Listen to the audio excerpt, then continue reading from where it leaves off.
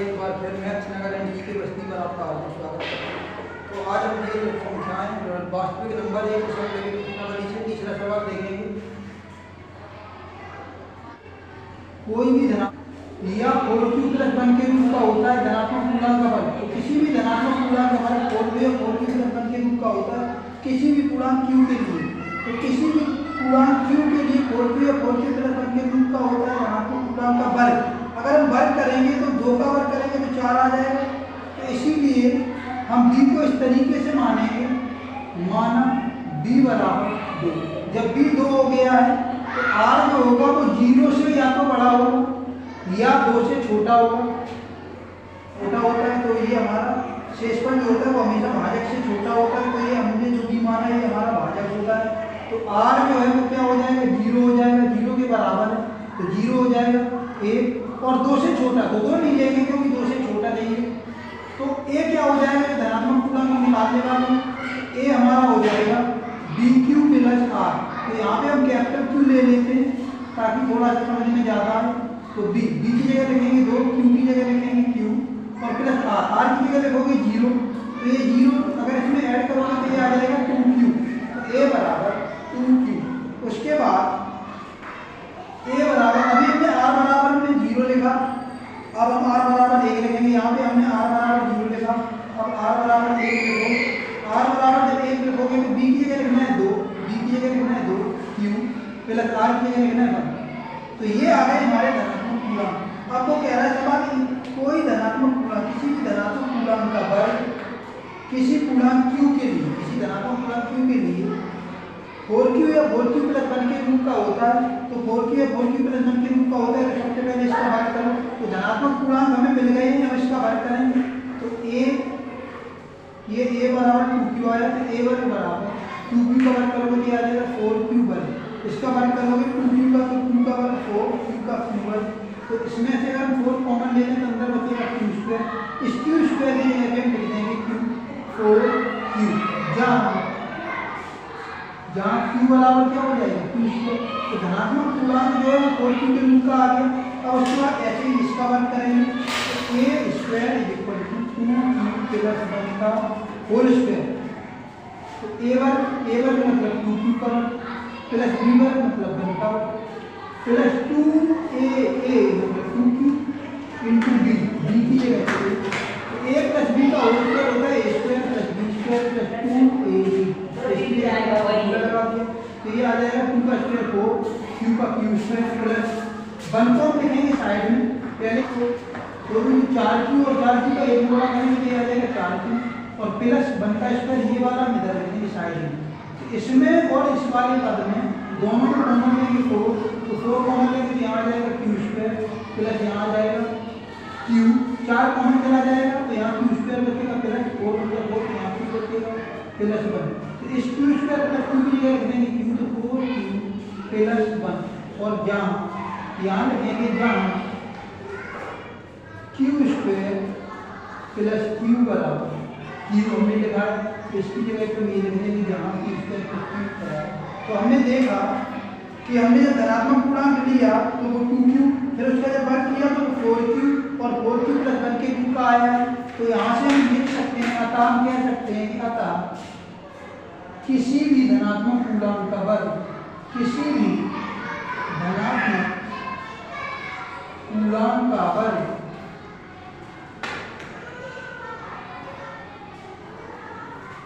Four Q या 4q plus 1 के रूप का होता है।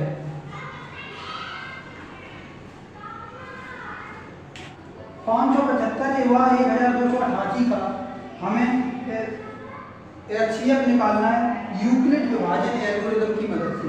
यूक्लिड विभाजन एल्गोरिथम की मदद से 575 का 1288 1288 का हमें HCF निकालना है। तो HCF निकालने के लिए सबसे पहले हमें क्या पता, आपने बताया था पहले भी बता चुके हैं कि सबसे पहले हम ये देखते हैं कि उसमें सबसे छोटी संख्या कौन सी है। तो यूक्लिड विभाजन एल्गोरिथम में सबसे छोटी संख्या पहले देखो 575 छोटी संख्या, 575 इज लेस देन 1288, 575 छोटी है 1288 से। तो 575 से 1288 में भाग देंगे तो 575 से 1288 में भाग दो। तो पहले देखो एक बार करोगे तो बहुत कम रहेगा, दो बार गुणा करेंगे तो 2 बार गुणा करेंगे तो 2 पंचे 10, 2 छक्के 14, 15, 2 पंचे 10 और 1 11, ये आया। 3 बार इसीलिए नहीं किया क्योंकि 5 3 15, यहीं पे देखने में ही पता चल रहा है कि 3 का गुणा करोगे 5 3 15, फिर 12 से ज्यादा हो जाएगा। तो इसमें गुणा करके देख लिए करो इसके 2 डिजिट, तो जैसे ही करोगे गुणा 3 का ज्यादा हो जाएगा तो 2 से गुणा किया तो फिर 8 में से 0 जाएगा 8, फिर 8 में से 5 जाएगा 3, फिर यहाँ बचेगा 2, 2 में से 1 जाएगा 1।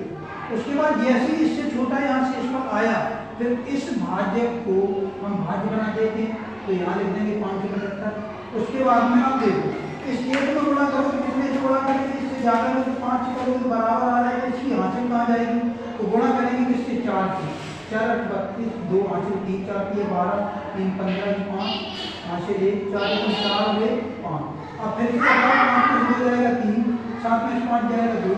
तो जैसे ही इससे छोटा यहाँ पे शेष पर आया फिर उसके बाद में ये वाला हम इसको वाट बना देंगे, इस वाले को 138, तो 23 इसका 138 होता है, ये सबको पता है, 36 18 6 वाला 13। तो जिस भी हमारे भाजक ने शेष पर 0 दिया वही हमारा क्या होता है HCF होता है। तो लिखने के तरीके को थोड़ा समझ लेते, लिखते कैसे, जो बड़ी संख्या होगी वो हमारी होती है A यानी भाग, जिसको हम A बराबर BQ प्लस R की फॉर्म में डिनोट करते हैं। A हो गया हमारा A, B कितना है भाजक पहले कितना था, B कितना था भाजक था हमारा ये 575। गुणा करेंगे कोटेंट, Q मतलब कोटेंट, कोटेंट मतलब भागफल 2 से प्लस रिमाइंडर, रिमाइंडर जो ये आया है 138 ये हमारा रिमाइंडर है। उसके बाद सेकंड स्टेप में क्या करेंगे, सेकंड स्टेप में देखो यहाँ पे आ गया, सेकंड स्टेप में हमने किसको दिया 575 को हमने भाग दिया तो 575 बराबर, अब ए ये हो गया तो बी क्या है 138 गुणा भागफल क्या है, भागफल हमारा है 4 प्लस शेषफल इसके इसमें क्या है 23, तो शेषफल हो जाएगा 23। उसके बाद अब थर्ड स्टेप में लिखेंगे तो अब यहाँ से हम यहाँ पे आ गए शेषफल में, तो अब यहाँ की बात होगी, तो यहाँ की बात होगी, इसके लिए हमने 138 को क्या लिया है भाग। उसके बाद बी क्या है तो बी हमने इसके बाद दिया वही हमारा भाग है 23 और भागफल हमारा 6 है, तो भागफल प्लस शेषफल 0 है। तो जिसमें शेषफल 0 दिया वही हमारा HCF कितना आ जाएगा, HCF आ जाएगा हमारा 3।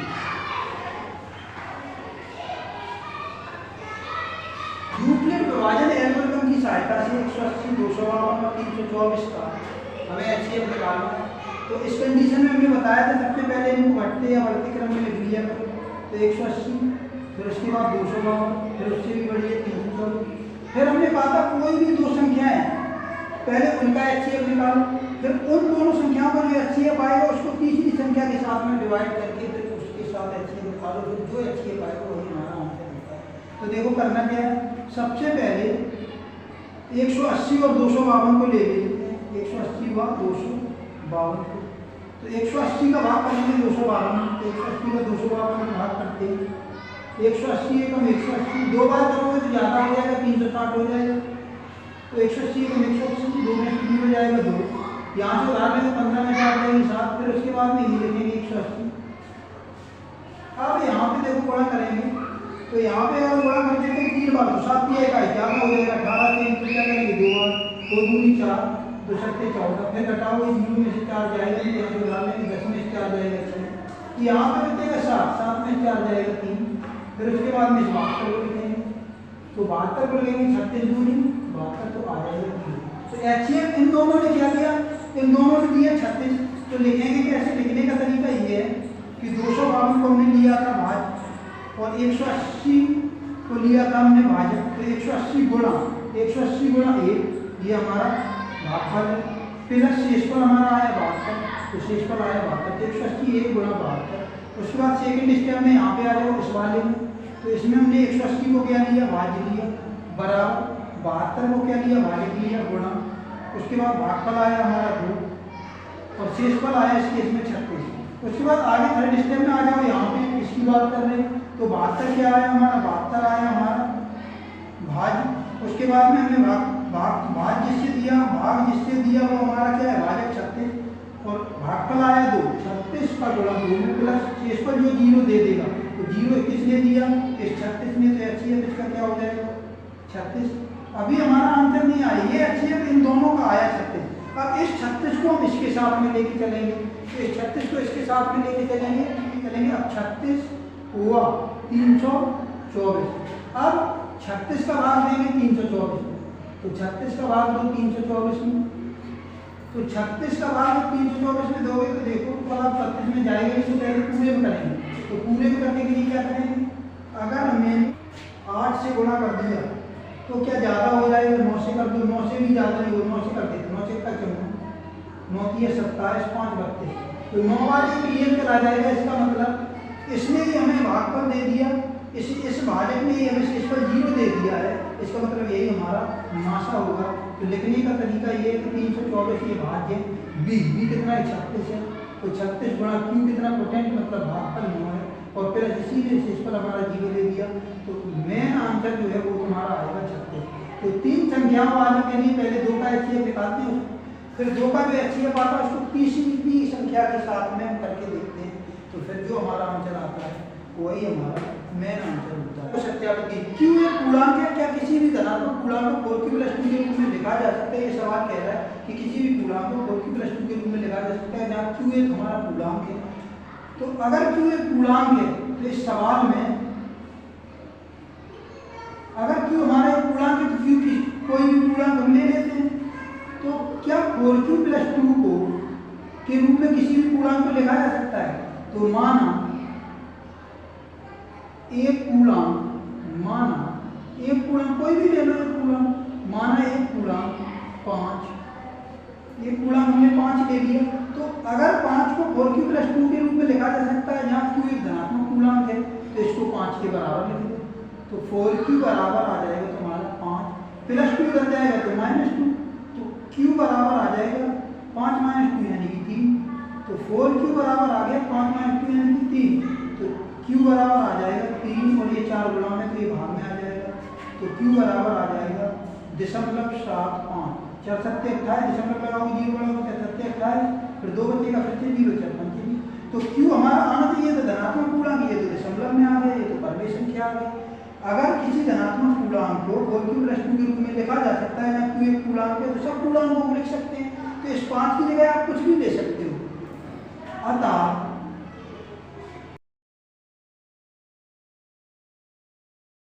धनात्मक पूर्णांक 4q+2 के रूप में नहीं लिखा जा सकता है। धनात्मक पूर्णांक 6q+1, 6q+3 और 6q+5 के रूप में लिखा जा सकता है। इसका मतलब ये है कि मान लो 6q+1, 6q+3 और 6q+5 के रूप का लिखा जा सकता है। इसका मतलब ये है कि b बराबर मुझको लेना होगा 6, b बराबर क्या लेना होगा, यहाँ पे दिखाई देता है bq+r की फॉर्म में लिखते हैं, तो b कितना आएगा 6, तो कोई भी धनात्मक पूर्णांक तो b बराबर 6, जब b 6 हो गया तो r क्या होगा, r 0 से बड़ा और 0 के बराबर, और b से छोटा यानी कि b हमने लिया है 6, तो 6 से छोटा, तो r क्या हो जाएगा 0 1 2 3 4 और 5, 6 तक नहीं जाएंगे क्योंकि 6 से छोटा लेना है, तो 5। उसके बाद a बराबर निकालेंगे तो a बराबर bq+r, a बराबर bq+r, तो a बराबर b की जगह लिखेंगे हम कितना 6, q+r, r की जगह लिखोगे 0, तो +0, तो a बराबर कितना आ जाएगा 6q। 6q जो है कोई भी धनात्मक विषम पूर्णांक 6q+1, 6q+3, 6q+5 के रूप का होता है, ये दिखाना है। तो ये तो 2 से विभाज्य है, 2 से ये कट जाएगा, तो ये तो कैसा है सम, ये सम पूर्णांक है क्योंकि ये 2 से कट जाएगा। उसके बाद अगर आगे की बात करें तो ऐसे ही ये निकाला था हमने r बराबर 0 पे, अब r बराबर 1 पे निकालो, तो a बराबर b की जगह लिखेंगे 6, q प्लस r की जगह पे क्या लिखेंगे, तो r की जगह पे लिखेंगे 1, तो ये 1, तो 6q+1, अगर 6q हमारा सम पूर्णांक है तो 6q कैसा होगा, ये हमारा विषम पूर्णांक होगा, क्योंकि 6q तो कट जाएगा, इस पर 1 आ जाएगा, तो ये कैसा है विषम पूर्णांक। इसी प्रकार आगे r बराबर 2 पे निकालेंगे, a बराबर 6q प्लस 2 आ जाएगा। 6q प्लस 2 फिर से हमारा कैसा आएगा, क्योंकि 6q प्लस 2 अगर यहाँ पे देखो ध्यान से 6q प्लस 2 अगर 2 कॉमन ले लेते हैं तो यहाँ पे बचेगा 2 3 6 3q प्लस यहाँ पे 1, तो 2 से भाग देंगे तो ये कट जाएगा। इसका मतलब ये कैसा है, समपूर्णांक है, समपूर्णांक है। उसके बाद आगे चलते हैं तो r बराबर 3 लिखेंगे। तो r बराबर जब 3 लिखोगे यहाँ पे, तो r बराबर 3 लिखने, यहाँ पे r बराबर 2 लिखा, r बराबर 3 लिखो तो ये हो जाएगा a बराबर b की जगह लिखोगे 6q प्लस r की जगह लिखेंगे q r 3। तो 6q प्लस 2, 6q प्लस 2 हमारा समपूर्णांक था, तो इसमें एक और ऐड करेंगे 6q प्लस 2 में, तो ये हमारा विषमपूर्णांक आएगा, विषमपूर्णांक।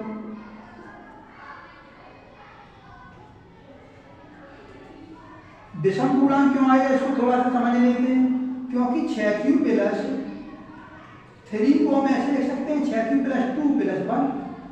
तो 6q प्लस 2 प्लस 1 लिखोगे, इसमें 2 कॉमन ले लो तो यहाँ पर बचेगा 3q प्लस 1 और ये प्लस 1 साइड में, तो जब 2 से भाग दोगे तो ये कट जाएगा, लेकिन ये शेषफल आ जाएगा, तो ये विषमपूर्णांक आ जाएगा। r बराबर 4 लिख के देखते हैं तो a बराबर आ जाएगा 6q प्लस 4। तो इसी प्रकार ये समपूर्णांक आ जाएगा, क्योंकि 2 से 6q भी कट जाएगा, 2 से 4 भी कट जाएगा, तो इसीलिए ये समपूर्णांक आएगा। इसी प्रकार r बराबर 5 लिखने पर a बराबर आ जाएगा 6q प्लस 5। तो ये तो पूरा 2 से कट जाएगा, इसको काटोगे तो शेषफल 1 बच जाएगा। इसका मतलब ये कैसा है, 2 से नहीं कट रहा है, ये विषमपूर्णांक।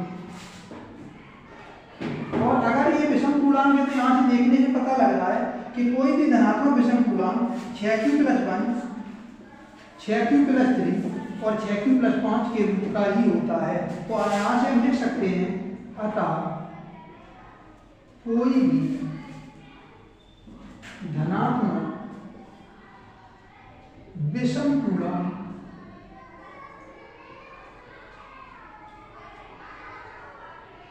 6q प्लस 1, 6q प्लस 3 हुआ 6q प्लस 5 के रूप का होता है।